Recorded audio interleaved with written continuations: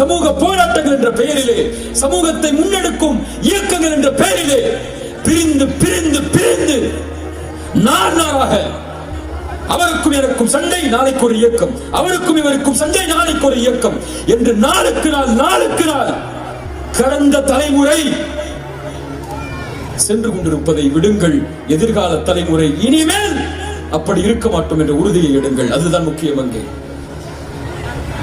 எதிர்கால சமூகத்தை கட்டமைக்க வேண்டிய நிலை இருக்கிறது. உயர்வோடும் கண்ணியத்தோடும் மதிப்போடும் இந்த சமூகத்தை வார்த்தெடுக்க வேண்டிய கடமை நமக்கு இருக்கிறது. இன்று சந்திக்கக்கூடிய சோதனைகளையும் சிரமங்களையும் விட போராட்டங்களையும் இன்னல்களையும் எதிர்ப்புகளையும் விமர்சனங்களையும் தோல்விகளையும் இழிவுகளையும் சந்திக்க வேண்டிய நிலை எம் எதிர் தலைமுறைக்கு இருக்கிறது.